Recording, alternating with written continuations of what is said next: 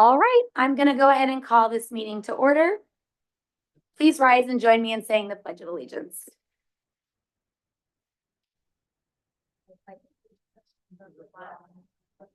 States of America, and to the republic for which it stands, one nation, under God, indivisible, with liberty and justice for all. All right, thank you guys for joining us tonight. Chair Carson could not be with us. She had a work function to be at. And so I am the chair tonight in her absence. So thank you for being here. And we are going to go ahead and start with Ethan. Thank you. First, I would like to just say, please excuse the get up. We are doing a senior water fight game at the high school, and I'm trying not to get out. So to start us off, like I normally do with academics, trimester 1 honor roll just was recently passed out, and we're looking forward to doing trimester 2's honor roll. So it's students earn that award based on 3 different categories. So if they have a 3.2 weighted GPA or higher, they get, we call it academic merit. And then a 3.6 GPA or higher is academic distinction, and a 4.0 GPA or higher during just that one trimester is academic excellence. And that is the weighted. So it's not just if you're taking harder classes, that weighted means it's a little different than just the standard 4.0 scale. High school conferences are coming up next week, Wednesday, April 24th. And this is a really good opportunity for parents and teachers to connect and kind of talk about student progress. And seniors only have a little over 30 days left this school year before we graduate. So that's just crazy. We heard that this morning in our senior meeting, and I was like, what? There's no way. Our spring musical, The Sound of Music, opens this Friday and then has another show on Saturday. And then it will close next week with final performances April 24th through the 26th. So that's Thursday through Saturday. Band will be at the Westland Concert Band Festival this Thursday, April 17th. Activities. Next week kicks off Better Bowman Days. This is a new thing that we've kind of rebranded. We're trying to make sure that the school kind of comes together. And so we do a lot of different things where we plan ideas and initiatives to give back from student body funds, and whether it be merch and prizes and games and a bunch of different things. So we are doing that next week. And so we've got a bunch of things loaded up to surprise the student body with, which is going to be awesome. Junior College Planning Night is Tuesday, April 22nd at 6 p.m. in the auditorium at the high school. This is a good time for all those rising juniors to get a little knowledge on the college process. It's a lot more complicated than you think. So that's good for families and students. Student council campaigning is on its way. We are almost to the end of the year, as I previously talked about, but campaigning started last Monday, and then we'll continue this week. All ASB candidates. So we actually have 2 distinctions at the high school. So ASB is like kind of an executive council, and they're elected from all the students in the student body. So the incoming freshman class, incoming sophomores, incoming juniors, and incoming seniors all vote for ASB, and then we each class has officers as well. So the ASB candidates all gave speeches this morning, and then all of the class speeches are recorded, so anyone can look at those as well.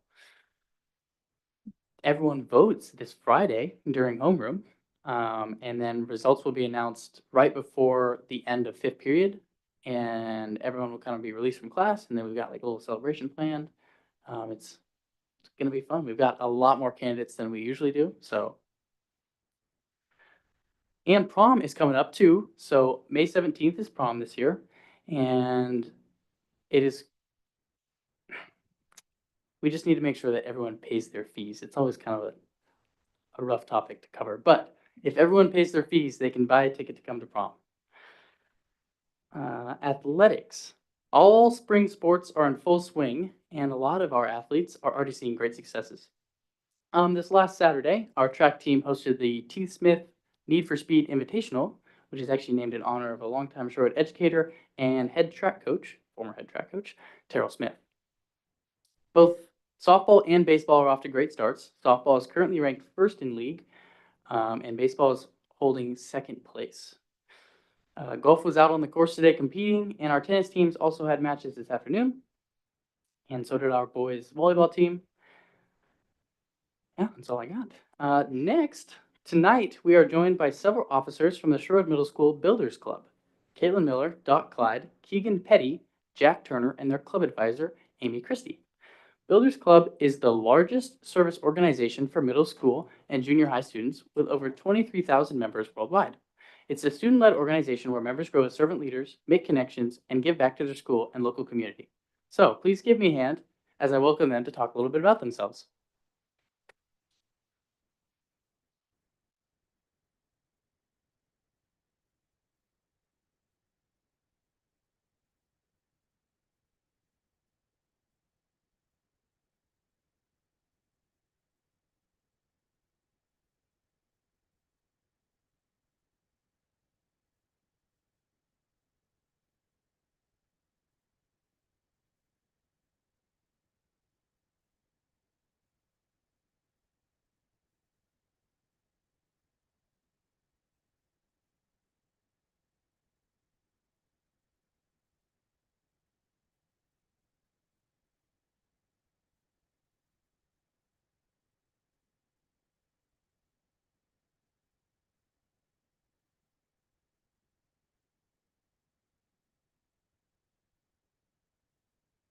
Almost there. Thank you guys for being here with us tonight and for your patience.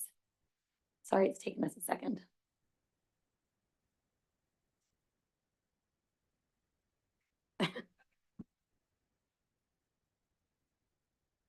Hello, I am Caitlin Miller. I and Keegan are the co-presidents of the Sherwood Middle School Builders Club. We are here with JT, our secretary, and Dot, our treasurer.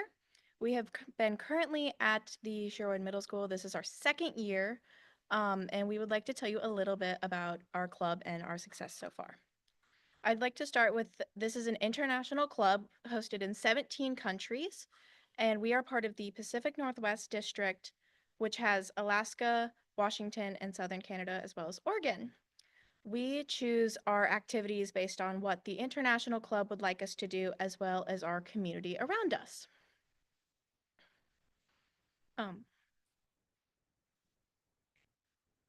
And in October, we decided to raise money for UNICEF, which is raising money for kids in Zambia who are less fortunate, providing them with schooling as well as, just general needs. And we did that at the school's Freaky Friday. But first, we had to make what we were selling, and it was Ghost Pops, little suckers wrapped in tissue paper with little faces drawn on them. And we spent the day before making our display. It was a lot of fun. And it was a success. We made $128 in cash and whatever people decided to donate online with the QR codes we passed out throughout the night.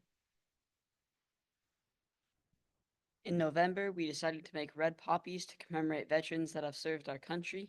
We made the poppies out of little red tissue paper, and we put them at the school's annual Veterans Day brunch. During the Thanksgiving season, we made like these little corn on the cob bead things for our family members or loved ones to show how much we appreciate them and love them because they do so much work for us. Why not give them a little gift? During December, we made ornaments for people that are in assisted living, kind of just a token to show them that we're still there and we care for them, and just how much, like, sometimes they don't have people to be with them, so we want to show that we still love them and that we're there for them. And then during the Christmas season, we made like candy for our teachers and staff because they do a lot of work all around the year. And sometimes it's hard to put up with middle schoolers. So we just want to give them a little treat and just show them how much we care about them. Kind of a reoccurring theme. But yeah. In January, we finally held our election for our officers. We decided to wait until January because we wanted to make sure that everybody was there that wanted to be a president. And we wanted to make We wanted to make sure that everybody was qualified for the job. In the beginning of February, we started working on our garage sale project, which has been our biggest project so far this year. This included making our flyers and putting together a database of all the people who have showed up for Builders Club throughout this year. And we did this with Key Club for their district project for their convention to support homeless youth around our community. And then we decided to take a little fun break and make our own club t-shirts. And first we had to tie-dye them. And then in March, we put the logos on that were handmade and we ironed them on ourselves. It was a huge success. On March 15th, we held a garage sale with Builders Clubbers, Key Clubbers, and Kiwanis members. We raised $1,776 at this event for homeless youth in the Key Club's district convention. At this convention, they ended up raising more money, and over $2,000 was donated for them with our $1,776 from our event. Here are some photos from this event. We had a blast at it. So that's our year. Oh, my bad. So that's pretty much our year so far. In the future, we plan to do an Adopt the Road program. It's where we choose like a road in Sherwood. I'm pretty sure it's the one in front of the middle school, where we clean it up from all the trash that's left there, kind of give it like a redo. We plan to hold a random act of kindness during a random act of kindness week. And it's like you put a sticky note or like a little clip with a saying on it just to boost up people's day. And then we're also planning to appreciate our teachers even more during like the May Teachers Appreciation Week. All right. Okay. Sherwood High School Key Club is the high school version of Builders Club and has supported us throughout the year, coming to all of our events, and they are also our co-sponsors, and they pay for our annual fees. The end. But really, let's get started.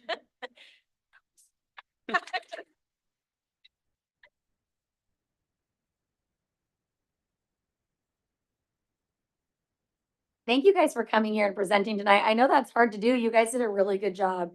And honestly, you guys are a couple really remarkable teenagers. It sounds like your whole group is pretty amazing. I'm sure there's so many people who feel cared and loved on by the work that you guys are doing. So I really appreciate you guys coming here, and I appreciate the work you're doing in our community. I'm sure your teachers appreciate it. And it sounds like you guys are really good examples to the other students in the district. So thank you.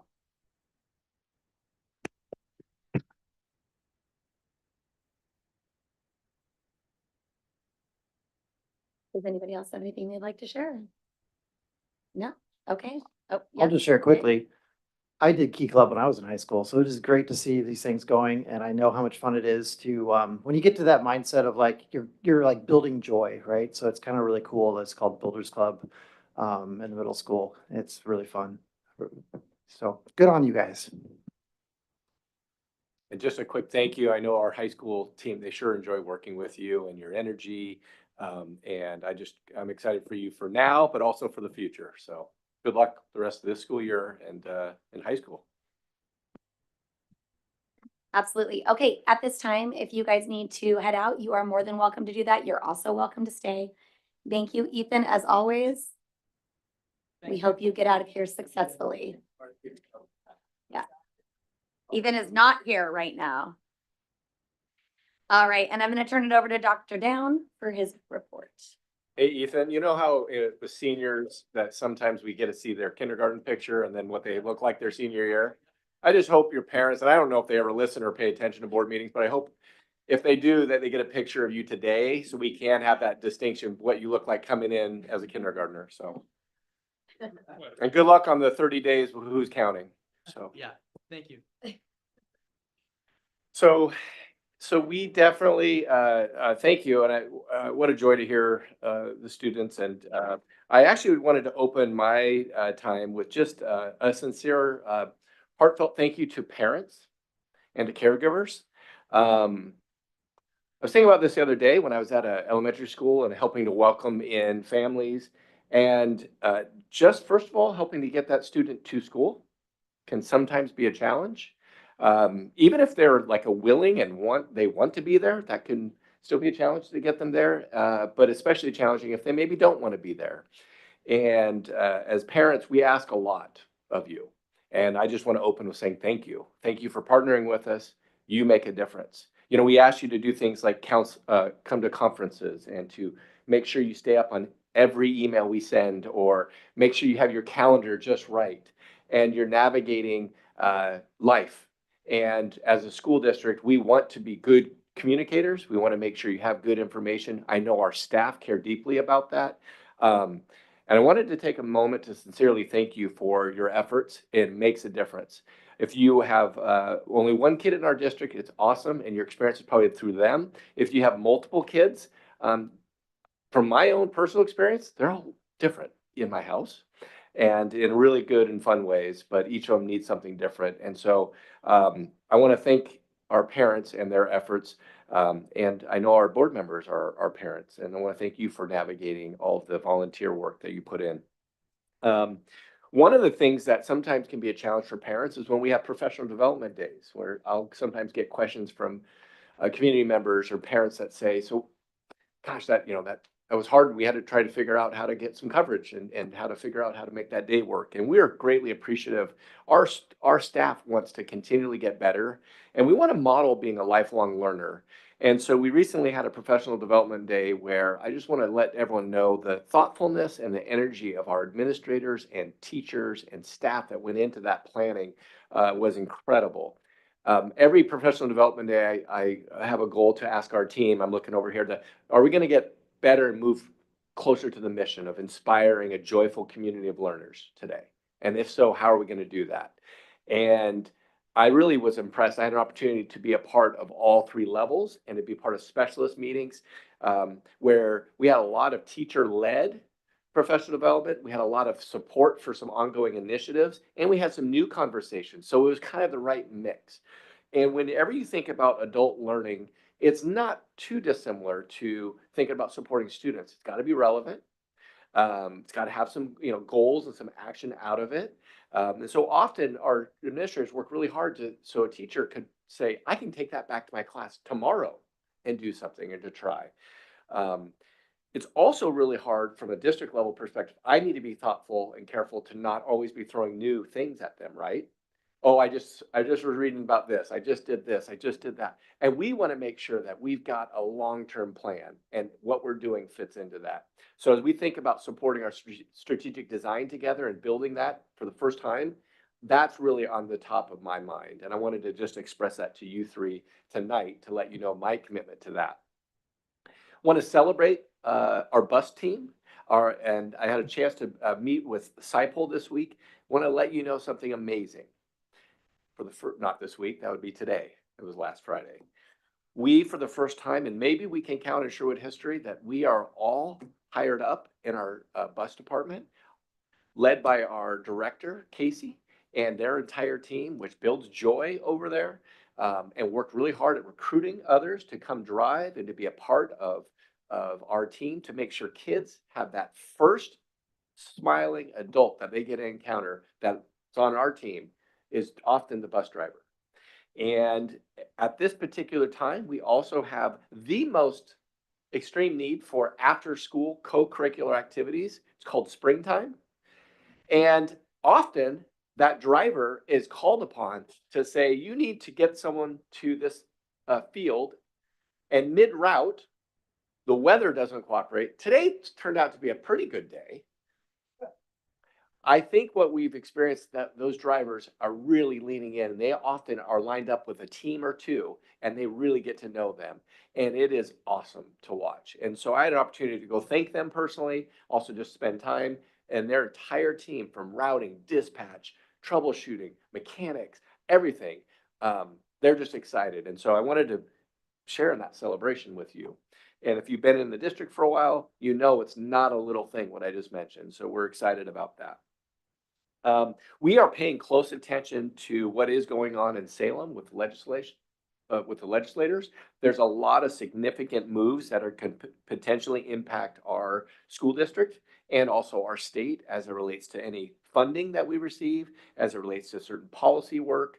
And so I'm just thankful for our entire team, and my job is to try to keep you in the loop as we move forward in this legislative session. There often starts, last Wednesday was the time where some of the bills need to get moving forward, or some of them don't. And so people are paying attention. I just wanted to let you know that. And then just lastly, I want to say, man, last week was so fun we had so many activities, and I started looking at the calendar. We had a lot of fine and performing arts things going on across the district, and we hosted a number of events, including as we had over 4,000 people there on to Sherwood High School for our track meet. And I would just encourage board members to look at your calendars, try to figure out what would work and how you could go support and see what our kids and families are a part of. Some amazing, incredible things. And we're going to blink, as Ethan reminded us, 30 days for seniors. It's not that much more for other students. But we have an important time here. This is a really important juncture as we're in week 5 of 3rd trimester, and it's really exciting. And our teams take it really serious. Our teachers are committed. Our staff is committed to a successful end of the year run. So that's it for my report tonight. Chair Hawkins. Great. Thank you for all of those updates. And it is a huge deal about the bus drivers. I've never known us to be fully staffed, so that's amazing, actually. Director Thornton, I don't believe you had a report tonight, but Director Mueller did, so go for it. Thanks, Abby. I'm going to get down to, Aaron had the fun of the exciting news. I'm going to be a little drier, but I'll open it up at the end.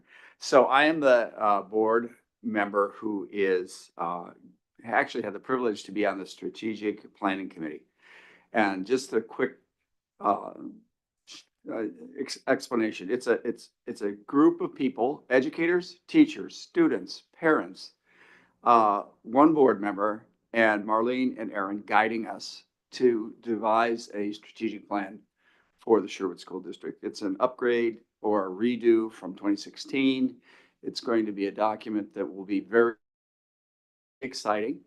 And we've been at it for a number of months. So at this point, the rough draft is done. It's been sent out to other board members. They reviewed it. The administrative teams have reviewed it. They've given feedback back to the group, and we've collated that together, and we will finalize that plan and working through all the feedback next week, I believe. And the final plan will be revealed at the board meeting in May. So far, it has been extremely exciting. We've looked at other plans, we've looked at other districts, and I think we generated a document that will be very exciting and very moving. I've been happy to be a part of it, and it's really shaping up beautifully. So that's where we are with that. That's an important document for everyone to look at in the community, parents, students, everyone, to see where are we going and what is our alignment. And I think it'd be a very powerful statement. Now for lighter stuff, Ethan didn't give enough credit to Sound of Music. Sound of Music it is wonderful, and it really is very good. And anybody that has young people, young children, adults, just go see the Sound of Music. It's totally worth it at the high school and a lot of fun. And then also I was at the track meet for 9 hours on Saturday. It went longer than that. It was 12 hours. It was amazing. It was like a collegiate event.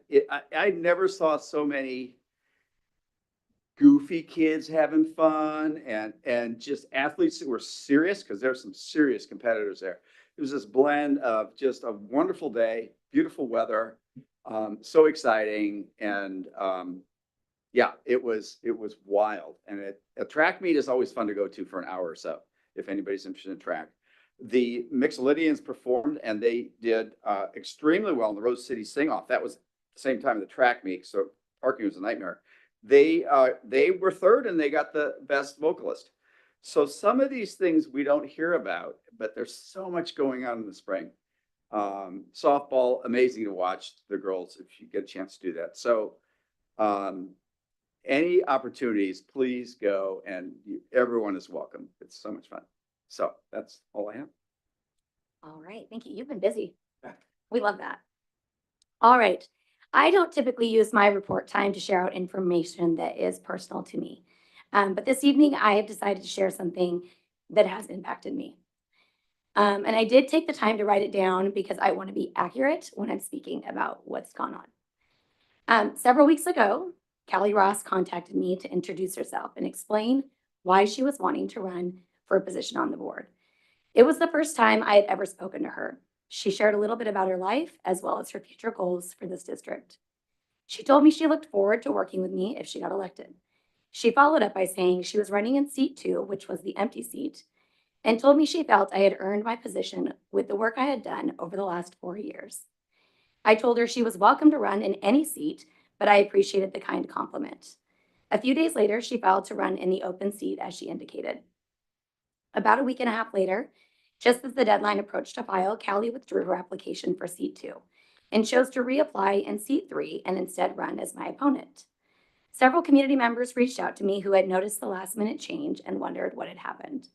The truth was, I had no idea. We had not had any interaction in between when we spoke on the phone for the first time and when she refiled, so I decided to call her and ask her why she had changed her position. Admittedly, not a comfortable call to make, but I knew something had to have happened because this is far from typical, and I was curious what had changed her opinion of me. When we spoke, she said that she felt awkward telling me, but she was urged by the Thorntons, Matt and his wife, at the final hour to switch her filing. She said that she was promised support for her campaign from the local Democratic Party, and although she didn't want her campaign to be political, she couldn't refuse the support. When I tell you I was floored, I was quite literally speechless. I told her I found it appalling that a current member of the school board would go behind my back and urge someone to run against me without having the decency to tell me directly. She said she felt uncomfortable, but still made the decision to switch. I told her this behavior did not demonstrate characteristics I would want in a board member at my children's school. I want to be very clear. It wasn't that she made the decision to run against me. That is totally fair game. I strongly believe the community should choose whoever they would like to fill that spot. My issue was that she was easily pressured into doing something she felt uncomfortable with. Furthermore, she went from stating she didn't want her campaign to be political to accepting help and support from a political party without really much hesitation at all. When we ended the call, I followed up with a text to Matt, letting him know I was disappointed to hear he had involved himself in this way. He told me he had no idea she had changed her filing. He pretended it was a situation he did not play a role in and went on to explain that what he thought might have happened. When I told him she had directly told me she was urged by them to switch and I knew he wasn't being honest, he admitted he asked her to switch positions.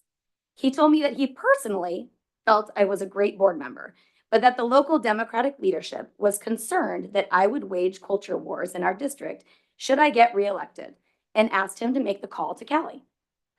I have since received a phone call from Matt apologizing for his involvement.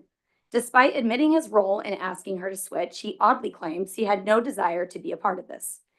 He said his goal is to keep politics out of the boardroom, but then went on to tell me about the many conversations he has been a part of, strategizing how to keep conservatives away from this seat. He said this decision has nothing to do with me personally, but their party felt strongly they needed to have a good option in each of the 3 seats. What's crazy to me is that he still does not take ownership for the fact that being involved in these phone calls is doing exactly the opposite of what he preaches. He thinks that because these calls didn't happen while he was physically sitting in this boardroom, that they have nothing to do with his role on the board. I am fairly certain these people aren't calling Matt to strategize because he's a typical Sherwood parent. I'm disgusted he finds it okay to manipulate people into changing their position based on the political party they belong to, rather than judging someone like myself on my own merits. I have no idea what the Thorntons and the people they strategize with are afraid of, but I have never waged culture wars in this community. Time and time again, I have spoken up for what I believe to be true and fair and in the best interest of our school district. I have never engaged in conversations with any political group to discuss future plans for this school because doing what's best for students does not need to be political. Clearly, the Thorntons and their friends have not been paying attention to my actions over the last 4 years. I am proud of the work I have done on the school board. It has been really challenging at times, but I have continued to try to have a positive impact where I'm able to. It's imperative that people understand when they vote for board members that they know the character of the people they are choosing to advise their district. While I really would prefer to sit up here and share updates that are actually focused on the students in our schools, much like Hans, I will not sit up here and pretend all of this has not transpired. I expect more out of the people on this school board. We have made tremendous strides to be more transparent with the community regarding the work of the district, but perhaps this is the type of transparency that is actually needed.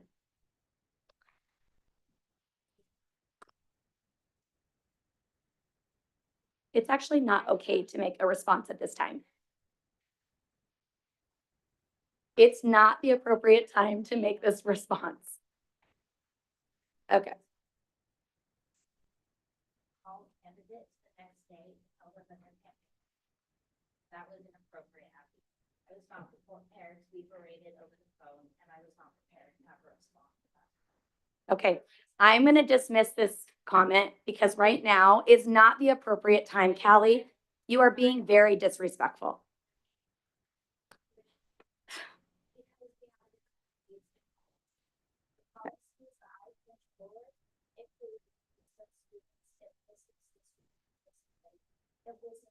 Callie, this is my board report time and I'm able to share my perspective. This is not your turn, Hey, you know what? okay?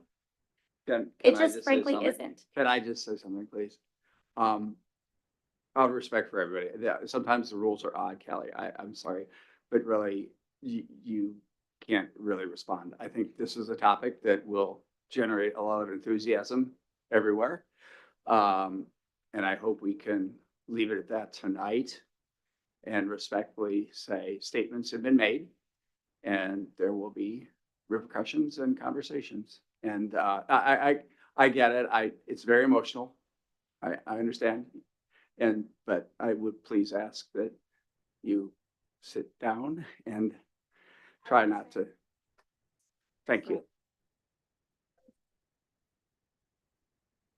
Great. Okay, thanks for clarifying. I just want to say one statement, to be fair. Kelly makes her decisions. And we should respect her decisions. And I think it's insulting to suggest that it's not her decision. That's all I'm going to say, but I'm not going to litigate this up here. It's not appropriate forum. I appreciate, I will move on, but I didn't insinuate anything. That was a direct conversation. I didn't insinuate anything. So I didn't record our conversation because I am a respectful person and I actually had no idea what you were about to say. But that is not the nature of how the phone call went. And I did let you speak clearly. We got off the phone well, and I'm sorry if you'd like to report out otherwise, but this is my turn to be able to make a report. And this is the correct place for me to address it versus like social media. So that's why I'm choosing to do it here. And you can address it anywhere you'd like to. Okay, we are going to move on to the consent agenda. Excuse me.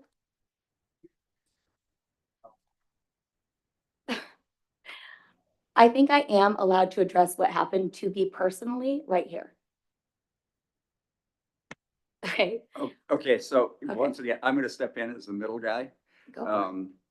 We're not gonna do 10 rounds in a ring tonight, so, Matt, yes, Abby, yes, Kelly, yes.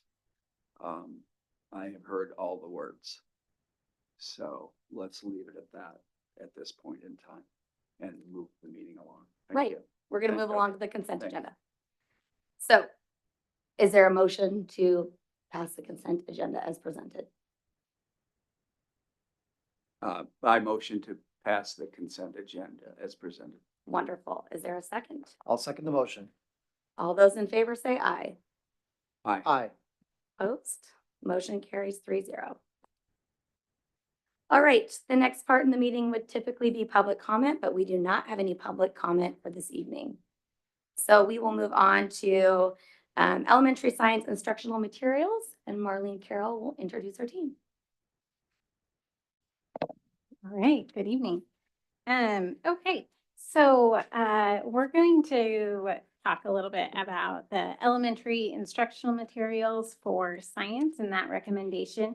Just wanted to share, you might feel like you just adopted this materials because we kind of had a short cycle adoption in the previous adoption cycle for the state of Oregon, but this one is for what we will be adopting for the next 6 years.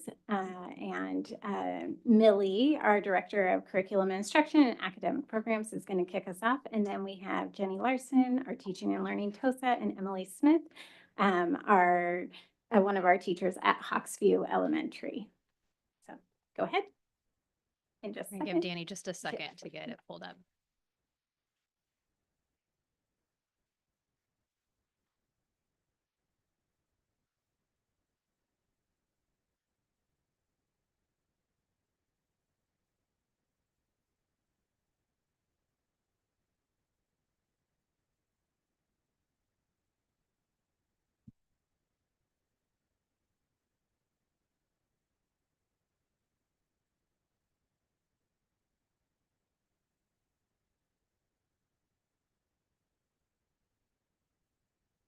All right, so why don't we get started? We have the presentation in front of us because we have it in our board packet. Okay, so good evening. As Marlene mentioned, the curriculum we're going to share with you tonight is not brand new. It's something that the board approved in the spring of 22 as our interim elementary science curriculum. And so we've been using that for a few years. Let me get to the right slide here now. And so since then, we gathered together our K-12 science team, and that team developed a vision statement. And that really grounded our work to give us kind of our goal of what we want science education in Sherwood to look like. And then the teams at all 3 levels use that vision statement throughout their work in looking at materials. After that, we assembled our elementary science team, and that team worked together to identify essential standards. So looking at the standards that we really want students to master each grade before heading on to the next grade. And we use those essential standards when we're looking at curriculum and materials to determine which ones really align with both our vision and also the standards that we need included to be able to meet the criteria that we need to. Jenny's going to talk to us a little bit about the process. All right, we brought together an elementary science team that was composed of STEM and classroom teachers, along with an instructional coach, a principal, and teaching and learning members. All 4 elementary schools were represented on this team. And this team participated in a book study to anchor our thinking, as well as reviewed instructional materials from the Oregon Department of Education. In our review of the materials, the team agreed that they would like to stay with our interim adopted curriculum, Mystery Science, and recommend it for full curriculum adoption with the added NGSS anchor layer. We'll talk about that a little bit more in upcoming slides. So last year, when secondary science team recommended materials, you may remember the K-12 vision statement that was created and shared with you. The elementary team focused on this vision statement throughout our work together. So I'm going to read it just to jog your memory. All members of the learning community will collaboratively engage in equitable, inquiry-based science experiences, focused on curiosity, critical thinking, and fun to make sense of real world phenomena. And fun was very important for us to put in there.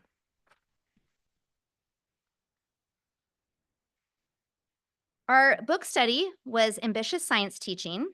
And Ambitious Science Teaching is a framework for science instruction that aims to support all students in developing a deep understanding of science ideas, actively participating in scientific practices, and solving authentic problems.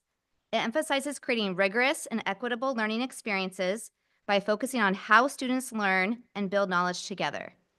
In essence, Ambitious Science Teaching provides a vision and a set of core practices that empower teachers to move beyond traditional methods and create dynamic, engaging, and equitable science learning experiences for all their students.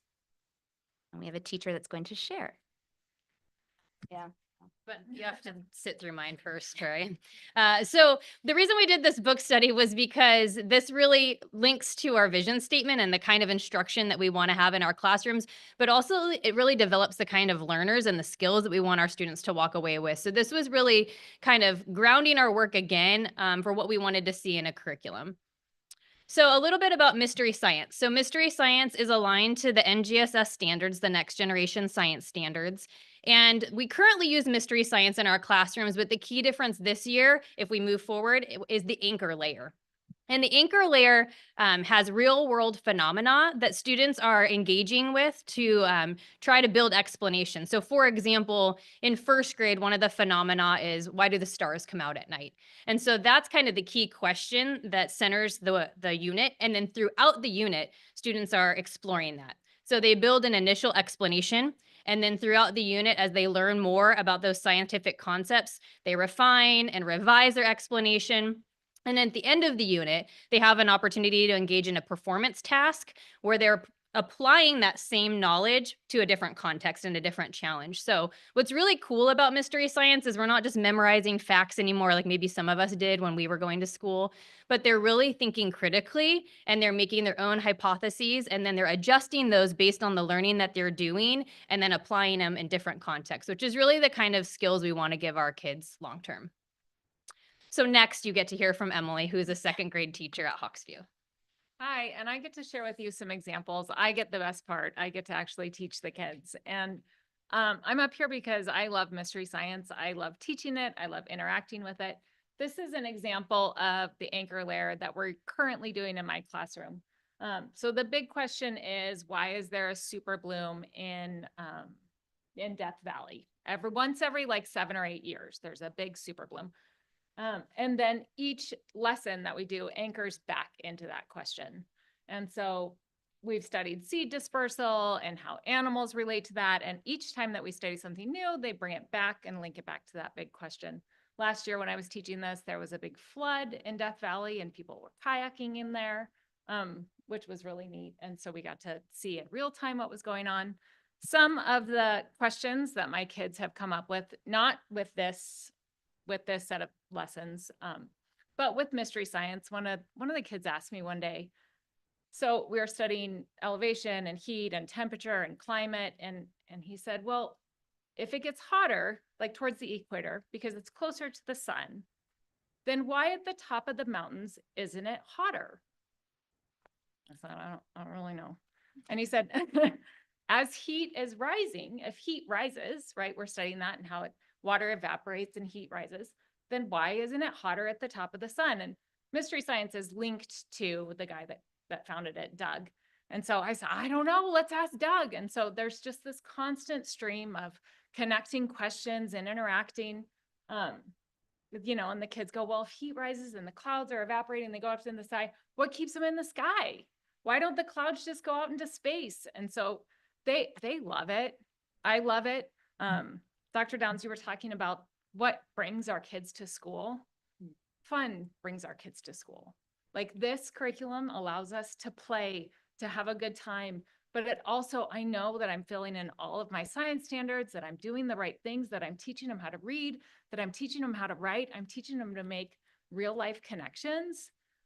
With each lesson, there's some sort of little hands-on model. There's something that we do that they can build. Do you want to switch to the next?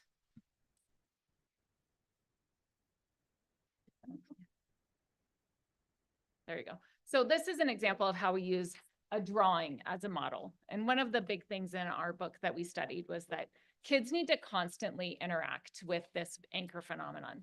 So in this student example, she had first drawn, so this is the super bloom cycle. She added a little bit, but each lesson that we go back to, he has them bring it back in, add more to that example, add more to that model. So she's added the seed is in and the sun and the rain. So we're talking about, cyclical things. But the next slide is my favorite. So in this one, my kids, they have built a simple example of a seed. We're going to drop the seed and we're talking about seed dispersal. So hopefully it'll play. Oh, can you hear it? Is there sound? You got to turn it up.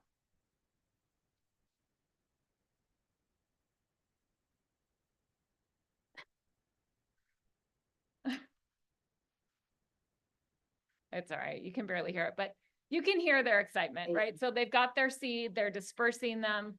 We do, we do 3 different seeds, different tests. But you can see they're having a good time. And so it's a really simple hands-on experience. Yes, my kids jump off chairs every once in a while. But each lesson, but they're simple enough that I think teachers don't have to be weary of it, right? Because some science lessons like get out these 27 things and in 35 minutes you're going to teach, it's just grab and go. You've got it. It's there. You're making the connections. It's fun. So yeah, that's why I'm there. I'm excited to have some of the board members in to see my kids interacting with it. We're going to be planting some more seeds tomorrow. And it ties in, a lot of what we do ties into our other curriculums that we have as well. So yeah. And last, we did have the curriculum available at a instructional materials review night for caregivers in the community. And a link to the accessible materials, because it's all online, can be found on the Teaching and Learning webpage. You can also still provide feedback via the Google form there as well. If we do move forward with Mystery Science, we have some ideas of some professional learning we'd like to provide for staff in the fall. Some example topics include selecting generative, powerful ideas that can be used for students to make some explanations and revise over time, and then build some learning progressions to go along with that. Using activities to support changes in reasoning. So selecting hands-on activities that can be used that really challenge students' reasoning. So they have to get new information and adjust over time. And then using discourse and revision to build ideas. So teaching about some ways that you can build really effective student-to-student discourse strategies within your classroom so that students can learn from each other and have dialogue together that they can be applied to their ideas and their explanations in addition to the evidence. So with all of that being said, we're excited to share with you tonight about Mystery Science, and we're ready to answer any questions you might have.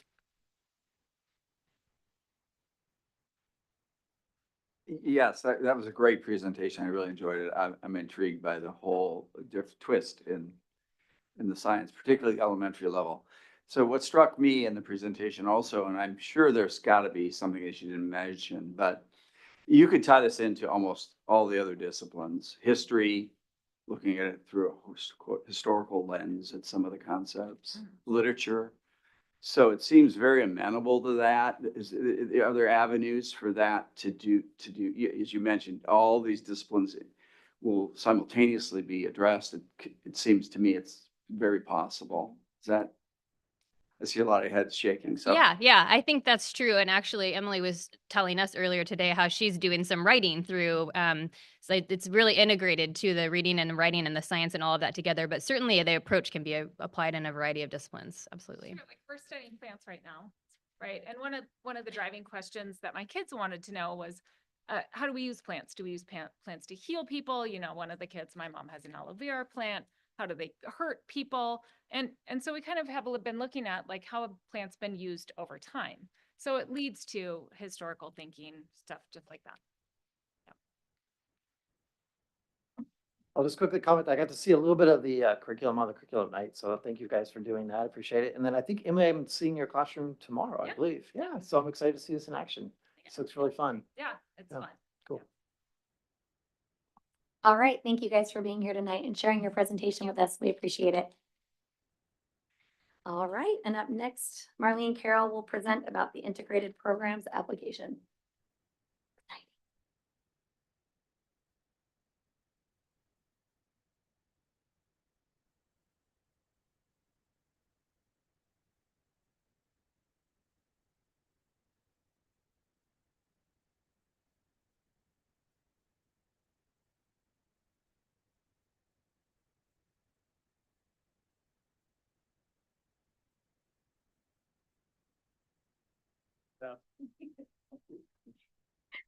Okay. Got it. All right. Okay, so tonight I'm here to present on our integrated programs application. This is for the 25 through 27 school year, so the next biennium. Some of the things that I'll go over tonight with you all is just the purpose, why we're doing this. give you a little bit of background, but most of you know this information. And so this presentation is also posted on our webpage as a part of the requirements of this application and process. And so there's a lot more in here than maybe I'll talk about because it's a review for many of you. I'll talk about the plan itself, like our planning team, inputs, and overview, and then what's next for us. Out of breath after running. Okay. One of the purposes of this presentation is to kind of share what we prioritize, because this is a continuation of kind of what we've been doing for the past 4 years. There's not a lot of changes, but there are some.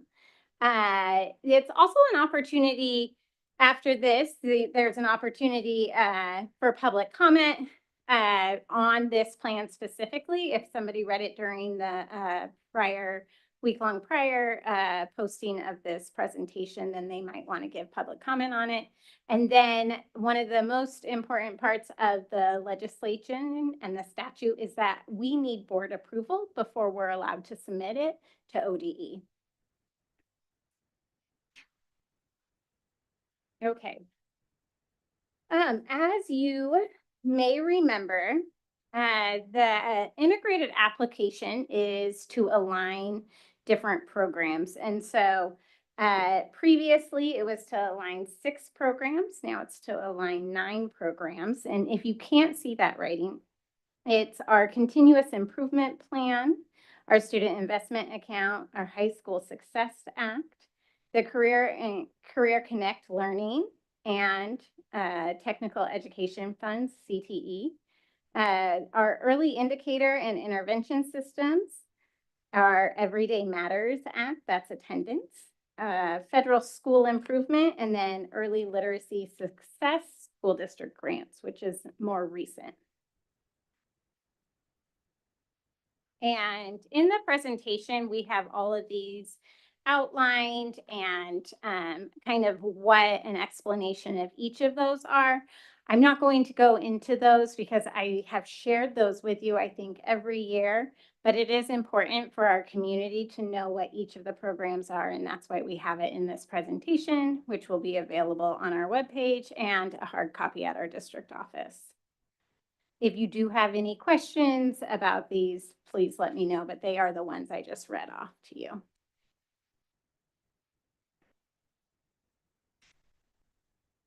Okay, there are a lot of requirements to the integrated application because it is uniting so many of our programs that we get grant funding for.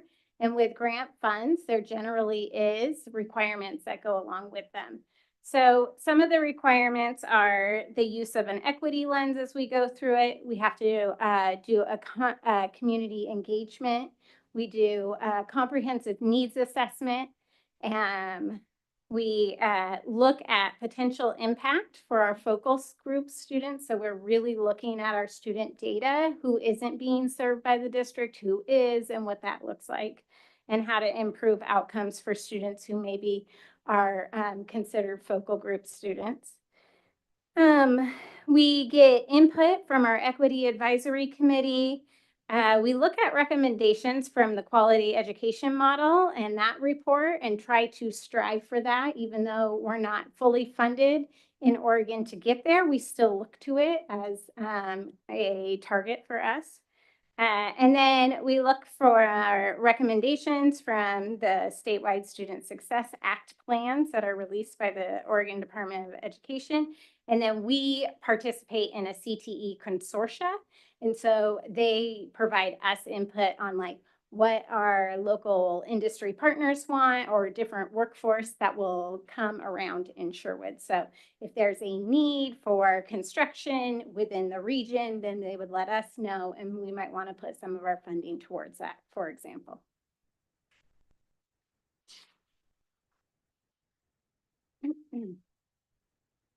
Okay. Through our surveys, some of our smaller focal groups, our strategic plan initiative, we did have some priorities emerge. One of the priorities was that all students are graduate ready for life after K-12, so after school. We are continuing to hear from people in our community that they want us to prioritize mental and behavioral health. That they want us to strengthen foundational education in both literacy and mathematics. Empowering students, so increasing agency and achievement. Support educators and administrators, so providing comprehensive educator administrator support and support to staff to grow their practice and learn. And then we heard that we wanted more guidance and support for our college-going students. Smaller elementary class sizes is always a theme, but especially right now. And then providing well-rounded education. So those are investments that we've made around PE, our elementary STEM, music, arts, our CTE programs, and then Sherwood offers pretty robust extracurriculars as well.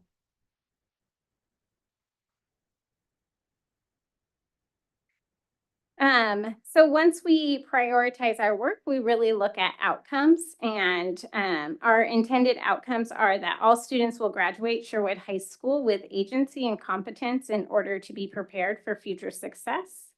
Increase access and participation rates to well-rounded programming like STEM, CTE, and the arts. All schools will fully implement the essential and connected components of multi-tiered systems of support. We'll reduce academic disparities in early literacy and math, and all students will come to school regularly and ready to learn. And we choose these outcomes, and then we tie our investments to them. So any investment that we propose in our budget or have had in our budget are tied to these specific outcomes.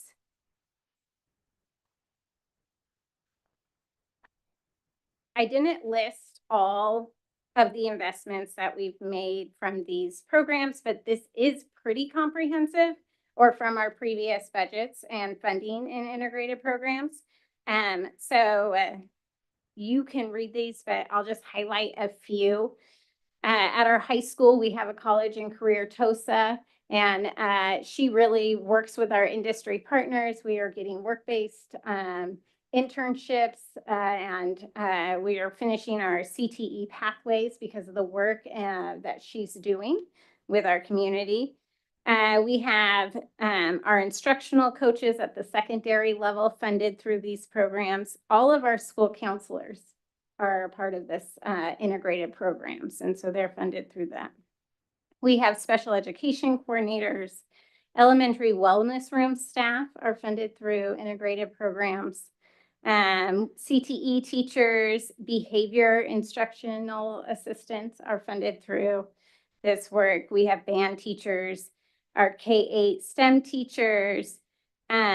We have some new things that we're hoping to add with our early literacy funds. One of those is high dosage tutoring for foundational literacy skills. So really targeting some of our focal group populations and supporting them with additional time with a trained educator in high dosage tutoring. And we're just embarking on what that will look like right now so that we can plan for that for next year. And then looking at a primary or early literacy interventionist so that that person will be in the district to focus on students who need support in foundational literacy skills. And then always high quality professional development and instructional materials. And that's specific to one of the 5 buckets that the early literacy grant could fund was instructional materials. All right, I'll keep going. So one of the requirements that the state has for us is we have to do a tiered approach. And these are some of our tiered investments that we would like to make. We do not necessarily see that as a possibility with the current funding system, but it would be like our stretch target there of investments to make. All right. So the state requires us to have performance measures, accountability measures, essentially. And that's how they really understand or measure our success. Some of those include, in order to be a part of and to take and receive funding for Measure 98, you have to go through certain eligibility requirements. Some of those include, like, we have to guarantee that we're looking at student data and looking at our focal groups regularly. Others are like the longitudinal performance growth targets, and those are what I bring to you after we connect with ODE and they approve our plan that we submit. Then we bring our growth targets to you. That's another way that they measure success. There's also local optional metrics. And I just want to touch on those a little bit because our strategic plan committee has spent some time looking at adding an additional metric of performance, and that's 8th grade math. And so that would be considered a local optional metric. It's something that we're measuring, but the rest of the state doesn't have to. So that would be an example of that. All right. So this, I just mentioned this, but this is our slide on kind of what these growth targets are.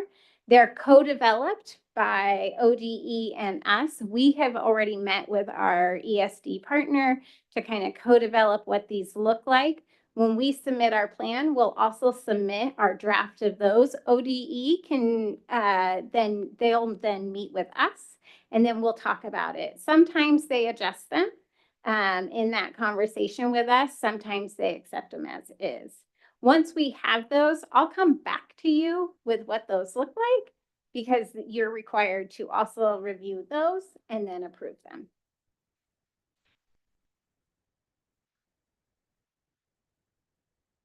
Okay. So how we understand success looks a little bit different than what the state looks at.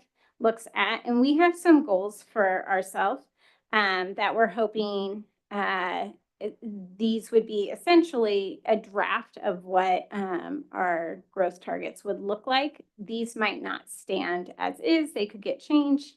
But right now, this is what we're thinking. So we're hoping to maintain a 95% or above graduation rate for all students, including our focal group students, which we have some work to do. We would like to continue to maintain 95% or above for the 5-year completer rate, including focal groups. We will have a 97% of 9th graders on track for graduation and 95% of students in combined focal groups on track for graduation. All of this is by year 27, 28, sorry. We're hoping to have 82% of our students regularly attending, and that would include the same measurement for our focal groups.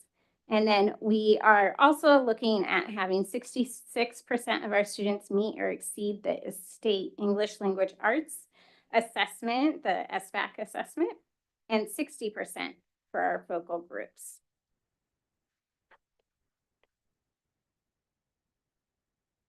Okay, so here's where we are. We're in the blue. And I was talking to somebody else and they're like, we're at the end, right? And we're still in the blue, but we're making our way closer. So tonight is our public review and board approval. Then we submit to ODE and then they do some work. We do some co-development. Then the grant agreement gets sent out. And then I'll come back with another board presentation. It's kind of a process. All right, what questions do you have for me, if any?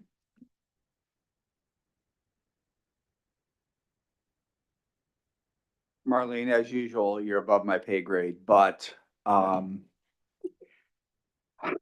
try and make it simple. Currently, we do not have this going on in Sherwood. This is a new grant. No, currently we do have this So going on in updating it. Sherwood. We have to update it every 2 years. So how much of the budget really does this Just ballpark, how much does it contribute to our overall budgetary stuff? Gary might answer It's that. about 10% of our budget, overall budget. 9 or 10%. Okay, thank you. Hey, I did it. All right, if there are no further questions, thank you for putting that report together. I know that's a very in-depth report you need to present us with. This particular application does require a unique section for public comment, but there was no public comment submitted tonight for that section. So with that, is there a motion to approve the application? I'll make a motion to approve the application. Is there a second? Second. All those in favor say aye. Aye. Aye. Opposed? Motion carries 3-0. All right, the final item on our agenda is to appoint the board vacancy candidate. And I believe Danny has paper and a pen.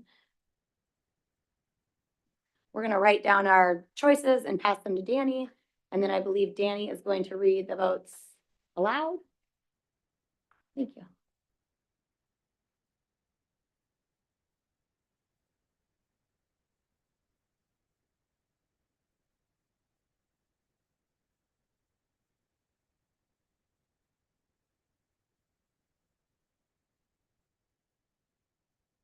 All right. This one, Matt Kaufman.